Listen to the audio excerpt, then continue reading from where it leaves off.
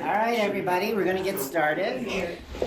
Okay, well, it's great to be here, and I always love to be surrounded by Clark's artwork and Clark's friends and fans.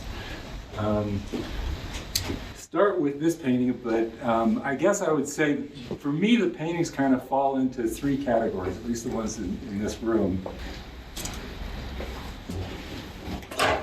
Obviously, the true story of the Quasi-Crystal is a big theme, and it's going to show up in a number of his later paintings, especially. The second one, which you're going to see in most of the paintings in here, is the Philosopher's Stone,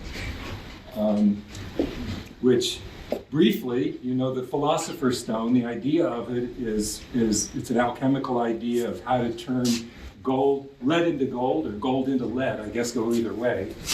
And I would say a lot of these paintings are dealing with that kind of three-dimensional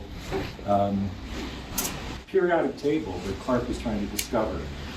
And then the last one, over in the one that Min bought, what is that called? The Proposal for Convention Center? Millennium. Yeah. There's the geoscope, which was a Buckminster Fuller idea. And so Buckminster Fuller is also a big influence in Clark's life, and the geoscope in particular led to the development of the quadrivium sculpture. It's over 20th and Gaylord. So, true story of the Quasi-Crystal. There's so much, but we could start with the background here. It's kind of a 2D grid of squares, right? The graph paper. And I think it's interesting to me that one of Clark's very favorite models was this one, the relationship between the cube and the tetrahedron. Pass that around if you want. And essentially, the beauty of blocks, or a two-dimensional grid in this case, is they fit together, right? You can fit all the squares together, and in three-dimensional space, you can fit blocks together. And if you go back to the invention of kindergarten, the three-dimensional blocks were the foundation of the kindergarten concept. And it was probably the first time, normally when kids would play, they might go outside and build little structures out of mud and rocks, but this was the first time where you could actually pack cubes together, and those kindergarten blocks actually became the most popular building toy in the world for about 80 years, I think, the anchor stone blocks. And there's actually a direct connection with the Zometool here, which Clark helped to invent, through Herbert Baer, as a matter of fact. So I can talk more about that. But anyway, to me, that's an interesting thing. And then down here on the floor, these are also all squares, these Richert Penrose tiles, but they've been squashed, right? And so that's how they fit together in this sort of quasi-periodic fashion. So we might start out by saying, well, what's a quasi-crystal? Most people know what a crystal is. You've seen a salt crystal, right? Here's another thing to pass around. The chlorine is the green, the sodium is the yellow, and both of them are dangerous by themselves, but if you can put it on your food and it's not going to hurt you. It's interesting. Sodium, if you throw it in the toilet, it's going to blow up your toilet. And chlorine has a gas that will kill you. You mix it with, your bleach with other soaps, so be careful.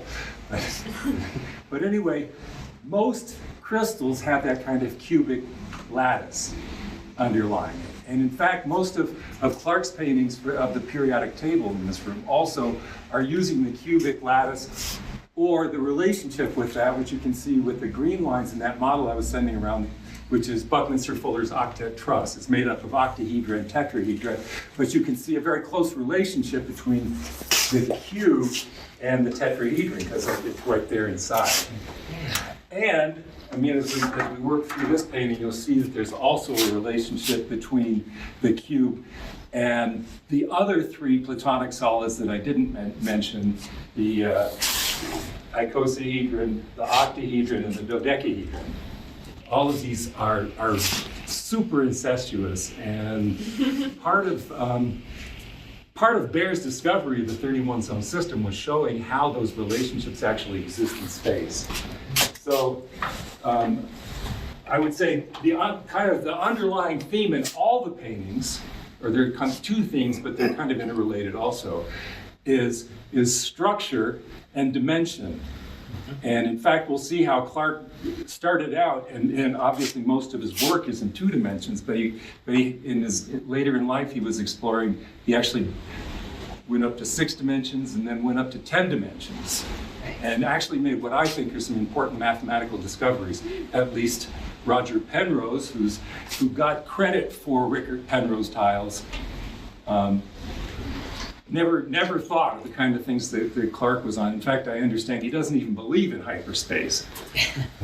Okay, so blocks. Interject one thing real Yes. quick. So crystals, as Paul described, are like these repeating structures. So the very definition of a crystal is it's got a repeating 3-dimensional structure, and the quasi-crystal basically has a non-repeating structure, right? That, if I'm correct about Yes, it. So that's the important distinction, that one of the things that Clark and others have figured out was that you could have these things that did not repeat.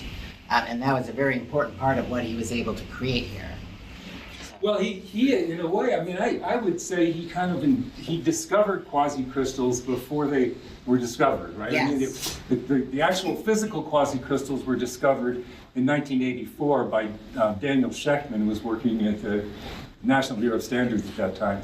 But Clark was working with these things back in the 60s. Maybe we should go back to the 60s in Drop City, right? This is kind of where it started. Right. We could even go back further. Can I tell the McDonald's story? Okay. One of my favorite stories about Clark. So Clark, he went to school in Kansas. It was Lawrence, right? University of Kansas, and studied art. He was going to be a scientist or a mathematician like everybody else in his family, and then somebody showed him a book of de Kooning pictures, and that was it. He was like, I'm an artist. So I thought that, it was over with the math and science part, at least in terms of a career. So he went to art school, met Gene and Joanne Bernofsky. They kind of invented drop art while they were there. Clark said one of his favorite drop art installations was when they took, I think it was an ironing board and an iron, and they figured out a way to plug it into a parking meter. Or where did the name come from? Well, he said, we were wondering what would happen, you take a mattress and throw it off the top of the apartment building, and it hits down, falls in the middle of the street, and see what happens, see what people do, So it's kind of performance art, I guess.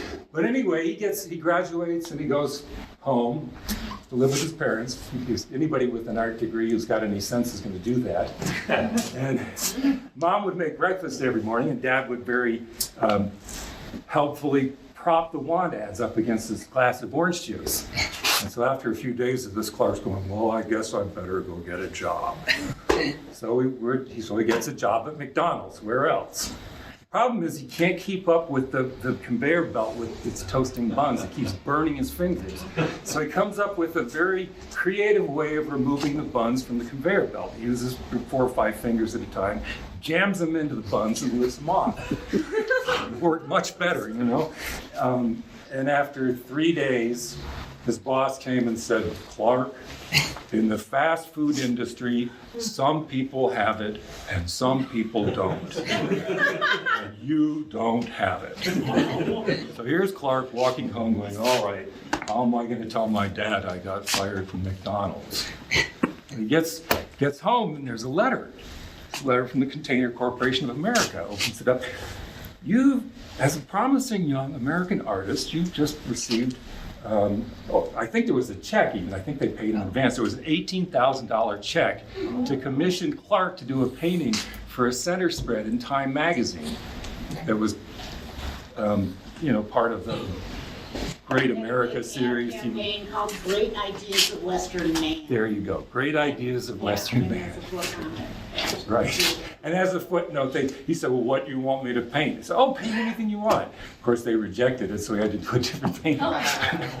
But anyway, so that was where the money came from to start looking for Drop City. So they went on a road trip. I think at some point he was in Boulder and he caught a lecture by Buckminster Fuller at the World Affairs Conference, and that was his introduction to this geometry and to the geodesic dome.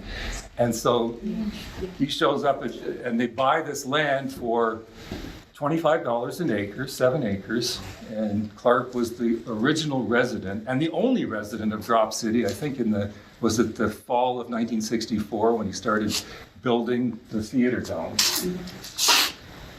And that's another story, but I'll leave it out because I'm talking too much. So anyway, Drop City. This is where Clark lived, in the Cartop Dome. It's actually a Zome. And maybe I could tell the story of when Clark was building this, he was doing the framework out of these stubs of wood that were left over at the local lumber yard. And so he was kind of butt welding them together, or whatever. He figured if he put this covering of car tops on it, it would be stable enough. Steve Baer drives up while he's building this framework, runs over, starts climbing up on it, and Clark's, I wouldn't do that if I were you. Oh no, these things are super strong. Look at the struts. And Baer just starts backing down very slowly. So Baer is very excited about this geometry. These guys were all kind of working together. It was a very exciting artistic community. And that led Baer to the discovery of the 31 zone system, which is the basis of the Zometool. And as a matter of fact, Clark added another 30 zones by suggesting the green lines, which are that tetrahedron inside the cube, during his collaboration with Baer and associates. I mean, they were all working together. I mean, ideas flowed very freely back then. And I think the same thing happened with Clark and Marc Pelletier and me, in as much as I know that Marc had an influence on this particular model, because I'm sure of it, even though I never asked Clark, but and here it is. So we started with the cube, right? But the interesting thing is that the cube actually lives inside of the dodecahedron, right? And so you can see it here. The yellow one is a cube, and the red one is the dodecahedron. I'll pass that around. And you can see the relationship of these other shapes. All 5 platonic solids are in this one model. We call it Kepler's obsession.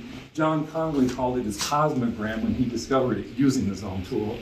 And it was actually the basis of, or the reason that these people could understand a new crystal that they recently discovered, Stan Shine et al., that had both icosahedral symmetry, which is the 5-fold stuff, and cubic symmetry, which is the basis of all these other periodic tables. But anyway, so these lines are the intersection planes of the 5 cubes of the dodecahedron. And if you look at this diamond here, right, it's the same as this diamond here. So I'll show you, this is a model of the 5 cubes with 1 cube inside and with those planes inside it. So you can see the cube inside of all 5, and you can see how they intersect to make this star, which is related to the divine proportion. So if you want, you can pass this one around. These are pretty stable, so. But if you break it, I don't care. I'll make more. That was Paul's homework all week. Yeah, I had been making notes. Yeah. Okay, so this shape in the middle, this is basically the hole that's left when you have those 5 cubes all intersecting. They leave this shape, which is called the rhombic tricodahedron. Don't let it scare you. It's just like the outer shell of a 6-dimensional cube, right? Well, that's also really easy to understand, right? This is a 3-zone zonahedron, right? It's got 3 different directions, and all the lines in the cube are parallel with those 3 lines, right? In the Tricon, the difference is you have 6 different zones. And then Fedorov figured out that there's a relationship between these zonahedra and the outer shell of cubes, because it's the same idea. You can see here's one of the 6 zones, right? And you can just count them. There's 6 of these lines, 1, 2, 3, 4, 5, and then 6 is the one going up and down. And so each one of those basically is a dimension that's been squashed into 3 space. So Yeah. that's a really interesting shape. But I was going to show the shadows with this, but suffice it to say that while Clark was working with that Do you want me to shape, pull that over for you? no, you don't need to do it. We'll just imagine it in your mind. Clark was commissioned by Baer to come up with a design to paint the Zomeworks van, which was like a mobile maker space back in 1969 and 1970. And Clark had used Baer's Zometoy to build this model, and he was holding it up in the sun, and looking at the shadows, and this pattern emerged, and these are Richard Penrose tiles. Right there. You Yes. see them in this model too, which we'll get to. So anyway, that's this shape, and in fact, each one of these diamonds is in the divine proportion. So that pops out, which brings us to, yes. Can you distinguish between, for some of these people who might Yeah. not know the history, Steve, he was describing who Steve Baer actually was, or, who he was, and the difference between Baer and Baer. 'Cause Oh, those names oh, are yeah. Similar, yeah. Well, Herbert Baer is the connection with Freudel, because the kindergarten movement led to the founding of the Bauhaus movement. Yeah, and Herbert Baer, had to kind of skedaddle after Hitler shut down the Bauhaus in the, I think, late 20s, early 30s. And he came to the U.S. and he made friends with Walter Pepke in Aspen. And Pepke was the Container Corporation of America guy. I think he was the chairman of the board or the president, whatever. And so that's Baer. Steve Baer, what can I say about Steve Baer? He invented, Architect, right? what? He had educated as an architect? I don't really think so. No? No, I mean, I think he studied that at the ETH in Zurich. He was in the army, but when he was working in Zurich, I think he was actually welding pipes or something. Right. But he built the first, a very early carbon neutral building, right? You really wanted to do manufactured housing. You wanted to revolutionize the housing industry because he had discovered this geometry. And it's really funny because I one time asked Steve, well, Steve, how in the world did you know that the red lines are cosine 18 in relation to the blue lines? He said, well, Paul, that's where the pipes bumped into each other. He was building, you've seen these jungle gyms that are based on this virus shape. So what they did was they thought that this shape could be made up of 20 of these shapes, right? Because it's got the 20 triangles on the outside. But they found out that when they put pipes to the middle, they were just a little bit too long. They had to cut them off, about 5% of the pipe. And the Bear's like, why? They thought they'd found the key to the universe. And in fact, they had. Once he did discover those red lines, then the yellow lines followed, and he actually found this thing, which is foundational. And I swear, you can see, I built everything in that picture. I have actually built a model of this house too, using this tool that Baer discovered. He discovered the math in about 1968. Baer and Associates. It wasn't Ed Heinz and Barry Hickman and a number of other people worked on that too. And just to be clear, the different colors are just different lengths of peg, so They're just different. they're very specific lengths. Well, it's interesting because the length, the vector in space, and the size are all related to numbers in space. And that brings us to this picture, because this is not really This is not a divine proportion rectangle. In fact, it's close. But see, he starts out with 2 squares here. And then he adds 2 more. So now you have this shape that's 2 by 3. And then he adds 5 more in this direction. So you have one that's 5 by 8.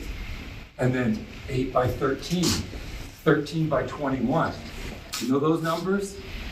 0, 1, 1, 2, 3, 5, 8, 13, 21. Fibonacci numbers. Exactly. But the interesting thing is that those numbers, and in the Zometool, 2 is blue, 3 is yellow, and red is 5. Those numbers, which happen to be the first 3 non-digital prime numbers and Fibonacci numbers, they at the end of that sequence, right? If you keep going out as far as you can to infinity, the ratio between those 2 numbers is the divine proportion. And this relates to Bucky Fuller, who thought that the universe was finite. Was made up of a finite number of atoms, that everything had to be finite. So what you're getting here, when you use the Fibonacci numbers, and when they show up in nature, like if you count the spirals on a pine cone, you'll find 8 and 13, sometimes 6 and 10, which is 2 times 3 and 2 times 5. Or a pineapple has 8, 13, 21 because it's got these hexagonal cells in it on the sides. Mm-hmm. It's all Fibonacci. Why? Because nature is made up of quantum units. There's a certain number of cells in your body, or even the hairs on your head are numbered. And so what you see with this kind of a shape, it's a rational approximation of the divine. That's why they call it the divine proportion in my little mind anyway. Okay. And that feeds into every single one of the things that he's. Oh, it shows up everywhere. I mean, Oh.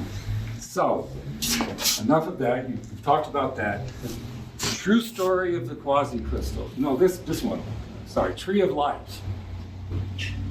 I didn't even realize that was a Tree of Life. All Clark said down here is he claims it's by Clark Svensson in 1970.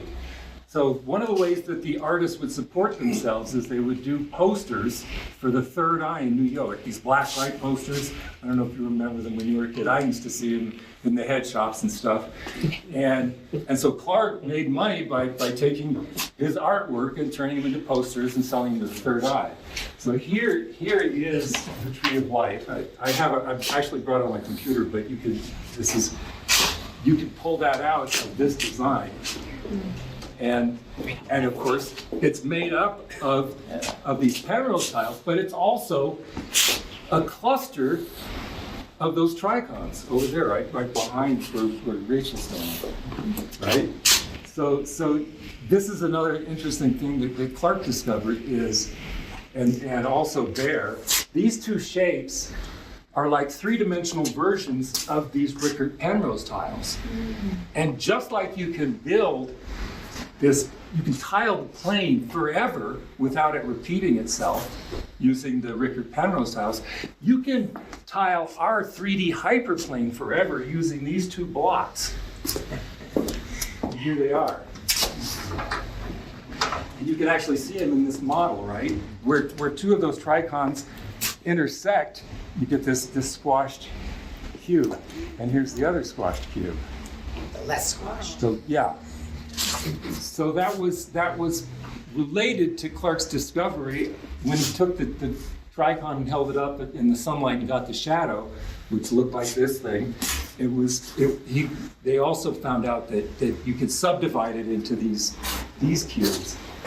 And so that's the interesting story for me, is that Clark discovered this stuff in 1969. Penrose didn't publish until 1978. And wasn't this the magazine he published in? Indeed it was. We'll talk about that how soon. important this, that's what this painting means, yeah. So to me, this is astounding, because you usually think, at least in my mind, well, mathematicians observe something in nature and they work out a formula, or and then engineers and scientists use those formulas to create, things or whatever, new inventions, new formulas and so forth. But in this it was completely upside down. The artist first stumbles across this stuff, and then a theoretical mathematician starts thinking about it too, independently. And he's also a physicist, and he goes, well, my goodness, you could actually have crystals that have five-fold symmetry, which was illegal up to that moment, right? In fact, even in the 90s, you could walk into a college bookstore, open up a crystallography book, and it would say, crystals with five-fold symmetry are impossible, right? Even though they'd been discovered in '84, these publishers were still saying it wasn't possible. But so Shechtman, in 1984 was finding these crystals when he supercooled an aluminum manganese alloy at millions of degrees per second. And my thinking was, rather than, why did it fall into these and the actual quasi-crystals look very much like this. A lot of them look like these clusters of tricons. Why? I was thinking, well, maybe it's because those atoms, they don't really have any time to think about it. They can't just choose one cube. They have to go to any one of the 5 cubes. Who knows? Yeah. But in any case, Shechtman takes it to his boss. His boss says, that's multiple twinning, get out of my office. But he got the last laugh because he got the Nobel Prize in, I think, 2011 for having discovered these. And he credits Clark as having had some of these ideas before. Well, Penrose, yeah. Penrose, maybe. I guess Shechtman. Shechtman in articles. Oh, really? Yeah. He has mentioned him? Yeah. And I know that Penrose is deeply interested in Clark's work. Yeah. Every time I've seen it, he gets out his little microscope, starts looking at, the pictures. And, Yeah. Yeah. But, so I don't know about Penrose's relationship with Clark. Yeah. In any case, so that's I guess that's the true story of the Quasi-Crystal. Yeah. There's more to be said. I guess I should talk about the things on the shelf. This is a segue, I guess, into the periodic table, because here's regular polytopes by Coxeter. Which talks about all those shapes, those. Well, he's mostly talking about shapes in hyperspace. Okay. And it actually has some pictures in there, which is good. And here's the Zome primer by Steve Baer on the bottom shelf, and there's Penrose in between the two. So the story of Marc is he was a senior in high school in Peterborough, New Hampshire, and his high school burned to the ground. So they sent the kid to the library. And Marc was never particularly interested in classes to begin with. Marc Pelletier. Marc Pelletier, yeah. And so he basically just read books, and they had both regular polytopes and the Zome primer. And Marc was looking at these pictures of projections from hyperspace, and these models that were built by Paul Donchin in the 30s, and then Coxeter published them, and looking at the Zome primer and saying, you can build that with that. And it just blew his mind. He dropped out of school, he started hitchhiking to New Mexico. And he basically occupied there when he finally got there, because he was so blown away by this. And he spent the next couple years of his life occupying people and then getting kicked out. Again, I know most of the people he occupied. And then he ends up on the floor of Clark's studio. And that's where I met him. And so Marc asked Clark, well, what are you working on? What are all these paintings? He loved this structural stuff. And Clark said, well, I'm trying to discover the philosopher's stone. and basically, he was working with how there's a regularity to the shell structure of the atoms, right? That there's 2 electrons in the first shell, there's 6 electrons in the second shell, there's 14 in the next shell working out. I think I missed one. Yeah, it's 10 and then 14. And so Marc sort of went, oh, I get it, when Clark was explaining that. And he realized that these numbers were 2 times 1, 2 times 3, 2 times 5, 2 times 7. And he also happened to know that if you take a square and you put 3 squares around it, you get a bigger square. And if you put 5 squares around that, you get a bigger square. And if you put 7 squares around that, you get a bigger square. And that leads us to Marc's periodic table, which is over here. Does anybody have any questions before we move on about anything they've seen? Oh, Is the woman? She's right here. Clark, basically loved his life. This was a period where Clark was, not just doing the pure geometrics, he was kind of bringing it all into the real world. And a lot of times I see Barb, who was so important to him, as not only just herself, but also as the avatar for all the people in his life that really meant something to him. And I don't know if Barb would agree with that or not, but... Avatar. Yes. I've never been called that before. Well, how many paintings did he do with people? Because I can there only were think 3 or of 2, and it was There was Barb at in least- both of them, right? No, there's one No, with... there's a couple other ones like Robin and Sydney. Robin and Sydney were in one. Robin was in by herself in one. Oh. And then there was at least one other. So there were at least 4 of them where Okay. he brought people in. Yeah, So- there's a, we call it his pictorial figurative work. Yes. Oh, Yes. As opposed to his pictorial analytic work, which is just shapes and, codes and stuff. Yeah. What are the titles? The true story of the Quasi-Crystal. Right? wow, okay. So yeah, and so really, just to reinforce what Paul said, was in the 60s, he's thinking about these shapes, he's generating these ideas that other people would go on and win Nobel Prizes for or worldwide acclaim for. And Clark, as the artist, was just so visually and scientifically in tune that he was able to come up with these incredibly deep ideas, but then turn them into just beauty, right? So to me, that's what made Clark Clark. So, yeah. And this painting is grossly undervalued right now, as far as I'm concerned. I couldn't believe it when I saw the price. It's like, his masterwork? Yes. No. So you can see this really, from the start, with this special number that led to all of these different shapes, to where he was physically living into those shapes, to where he, in his mind, built his perfect ideal studio with all of the material that gave him his ideas or helped him along. This really is Clark's life in one painting.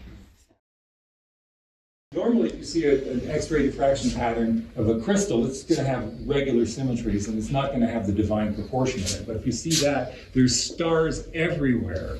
And so that's another amazing thing. And in fact, the artwork on the cover of the Zome work sort of presages that, or the Zome primer, because it's got the lines that intersect to make those dots contained in it. And basically, what Marc called it, that was a graph paper that you could use to draw these objects. Like you could find certain points in that, and it would be in that projection of the tricon. And you could draw the tricon along a 5-fold symmetry axis. So it's really amazing that it went from this in 1968 to that in the 80s. When those quasi-crystals were discovered, it was called a Copernican revolution in material science. And papers were being published at the rate of 500 papers a year on that single subject. So it was a huge revolution that was started in the mind of an artist, a bunch of artists. I just want to add a comment about the Philosopher's Stone thing. It's because I didn't meet Clark until the mid-70s, and by that time, he was describing his art to me as he was in a search for the structure of the universe. And when topics of alchemy and the Philosopher's Stone came up by then, he said, well, I don't really like to talk about that because people associate it with the New Age. Do you remember the New Age movement? So even though I think that's absolutely true, I mean, he was kind of like Dylan or something, went through all these different phases of his terminology and what he would fixate on. So. Yeah, I agree. Structure of the universe, and you can see how deeply embedded it was. I mean, they discovered that thing, which really is the structure of the universe. Bucky Fuller was kind of stuck in this one here.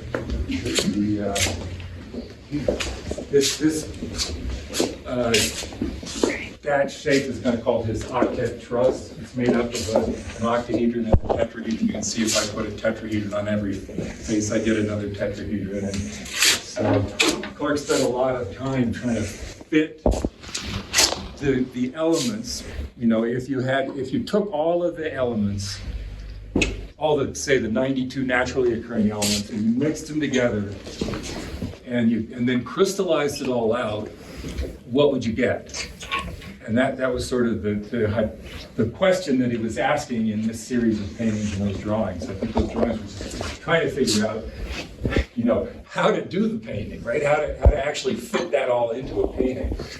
Right? In fact, you can cut out of this. You can actually find these shapes inside of it. So you can find these. This is called a truncated octahedron, and it'll pack together kind of like those tricons did, only in a regular fashion, right into a cubic lattice. You can see here. Is this Snellsonian? This is Snellsonian motion. Yeah. Yeah.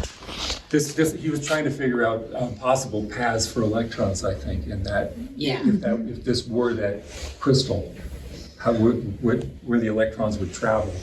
Yeah. So, and I don't have a lot to say about this because I never really got him to explain to me what he was doing. And are these precursors to that? The drawings themselves? I imagine, I'm not sure. Because you get, like, the lower right one is very specifically him figuring out the shape that you just had in your hand. Yeah. Well, he was actually making these. You know, that's another story of how the Zometool came to be. Was Clark was getting a master's degree at University of Colorado, and he found an injection molding machine in the engineering center, and he started making these panels that you could, you know, little squares and hexagons that you could put together. So when I first encountered Clark's work, it was in the basement of the community free school. He had this gigantic model made up of these little plastic panels that he snapped together into these shapes. Mm-hmm. So I go, whoa, I want to know this guy. So the very morning that Mark and I met in Clark's studio,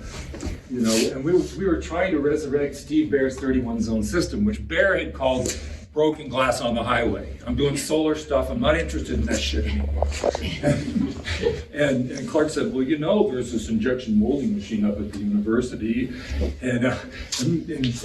but within a half hour of meeting each other, we decided we were going to find the mold, put it on that machine, we're going to start making the Zometoy again, which is what it was called.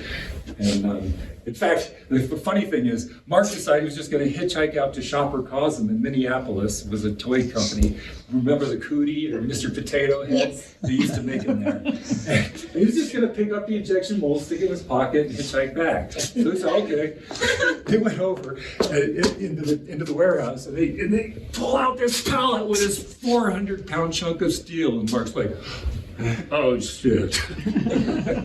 But we got Baer to pay for moving it, and we actually started making those. And we sold a bunch of them to the Quasi-Crystal scientists, as a matter of fact. It was kind of like the blind men and the elephant too, because some people would say, oh, I just want the blue lines. I know Quasi-Crystals are all in the blue lines. No, I just need the reds and the yellows, because I know that, you know, we're like, guys, it's all part of the same system. Yes. Yeah. So there's Mark's periodic table, and I think Clark actually added the periods in there. And so this was a beautiful, simple kind of baby block way of looking at it. I think both Clark and Mark were very frustrated with the 2D periodic tables that we're all familiar with. Because with all that beautiful symmetry going on in the atom, why do you have this ugly way of portraying it? And so I think part of it was just their love of math, symmetry, and beauty. Added sections too for possible discoveries in the future. They made it more symmetrical because they said nature is symmetrical and beautiful. It's not haphazard like that, like the original periodic table we grew up with. Yeah, and the really cool thing about this one is just by looking at it, just by finding the element, you can see it, you know, Clark actually marked in the various elements on the top there. I didn't touch that, by the way. You bought it. If you do, your hair will stand on end even more. Just by using this manipulative, you could basically figure out the shell structure of that particular atom with 95% accuracy. Things get a little wonky around carbon. But other than that, it really falls into those symmetries that Clark and Marc were so in love with. Yeah. So I guess the only other one I can talk about that one, which is I have an related. interesting fact about this painting. It's very random, but Luther, who owns this painting now, is Clark's son, told me that it appeared. Does anybody here know Terence McKenna? Yeah, so it appeared on Terence McKenna's podcast or some video that he made as the opening scene, and we have no idea how he got the image or why. But anyways, it's gone now, but it does have some notoriety in that respect. And I would say, I keep wondering about this. He was very interested in binary numbers, right? So you have 1 on top, and then 2, and then 4, 8, and then he divided it up into this color coding. And you can see the same kind of a key on the painting on the other side of the wall there. And I think it's because, I think it really boils down to the Maya nature of the physical universe. Good and bad, up, down, left, right, and that's also reflected in the structure of the atom. You've got all these forces that are always balanced, and so I think Clark was trying to tease that out with his explorations into these binary numbers. And he would use that sort of breakdown in a lot of different paintings. Like, he has a painting where he breaks down all the different types of art, abstract versus representational, breaks them all down. He did a full binary tree of that, and like social issues and things. He would use that shape in a lot of things to try to understand the world. And what I love about this painting is that you have a two-dimensional painting that still looks three-dimensional of the truss that Paul showed you that he had built. And then if you look at the painting on the other side of the wall, you see that he took that down so it was flat. So Clark was always trying to think of ways to simplify stuff, to find that beauty, whether it was trying to represent it pseudo three-dimensional or bring it back down to the flat. And why I love these drawings up here so much is because that's him, like at the very beginning, trying to figure out exactly like what Paul said. How are these going to fit together? How are these octagonal shapes going to tightly compress? Because what he wanted to do was see like the most beautiful ways to fill space, and that's what his entire purpose was, for my mind. And that's how you see all these big paintings where he's trying to bring the ideas together, not just show you the final product like the painting up front or the pure tile paintings, but how he got there. So pulling back the curtain. And so this is him long before the curtain, figuring out what the curtain was even going to look like. Yeah, So, and also it reminded me of the allegory of the cave. Everybody's familiar with that, right? And this idea, I think that Socrates... Plato? Plato repeated it, but I believe Socrates came up with it originally.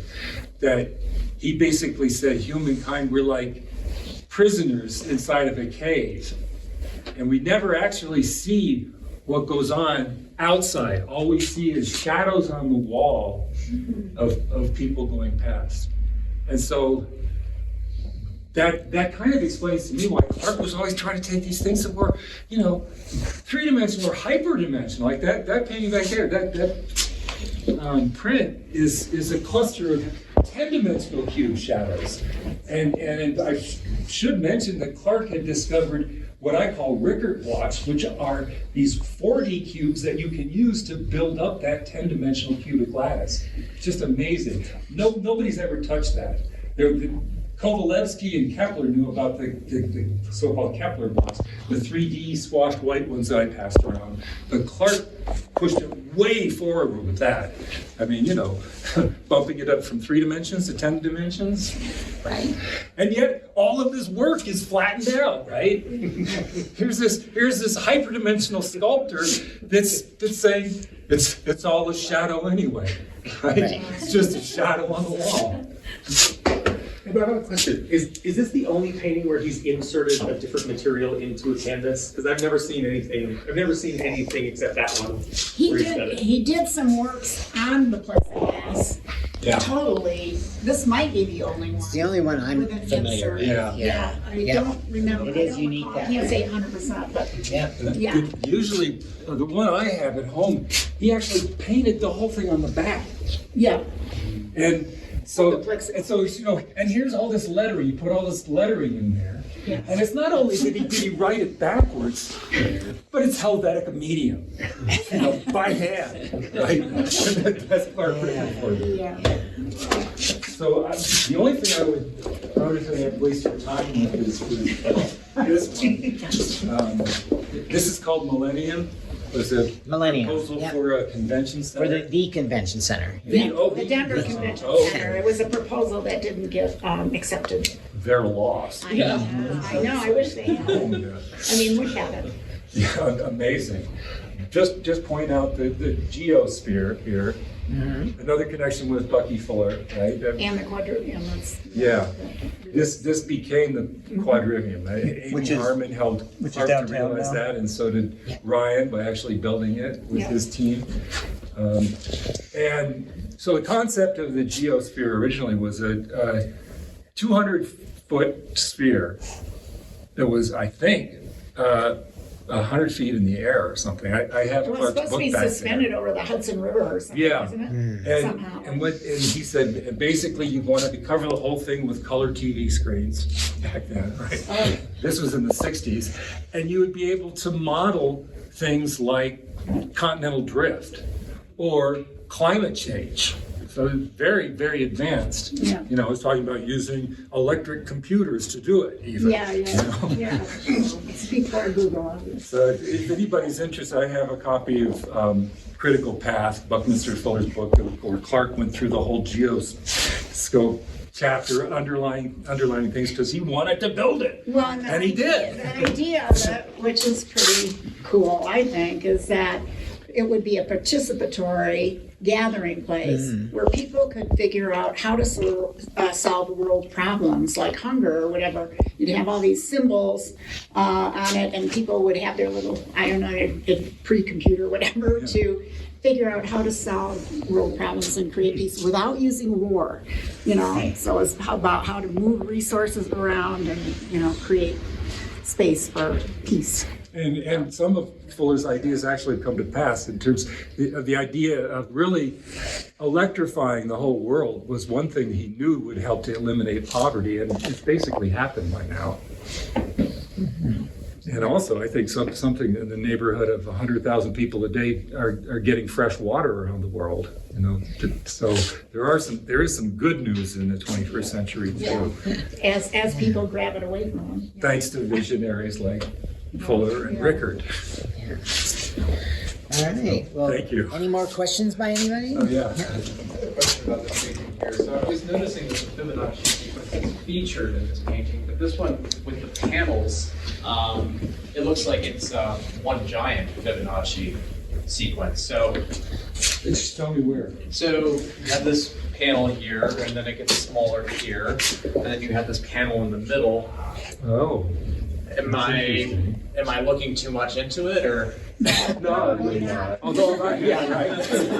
I would say, if that's a square, I would say this is probably a tau squared rectangle, so it's related to that. Okay. And that probably is. That looks to me like it is definitely a divine proportion Yes, rectangle. it is. Right. It is. And in terms of that fractal or Fibonacci nature, you can see on the painting on the other side of the wall, he actually takes this lattice, which fills up the whole thing, and then he cuts away pieces of it to show you the Sierpinski tetrahedra inside, which have a fractal nature to them. And of course, that's what the Fibonacci numbers are, and the divine proportion is. It's kind of like the simplest fractal you can get to, because basically the idea is, you can see it in nature, it's like a tree. If the tree is saying to itself, well, how much should I grow in a healthy way such that the relationship of the new growth to the old growth is the same as the relationship of the old growth, or the ratio of the old growth to the whole tree. And that's how you get the divine proportion.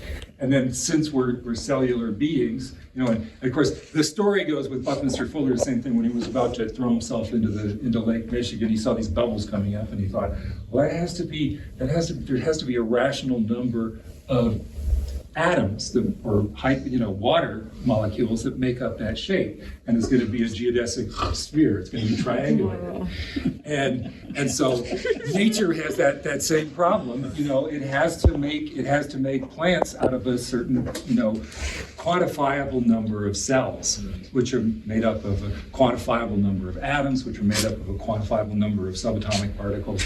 We assume, right? So it's it's still doing this rational approximation of the divine, right?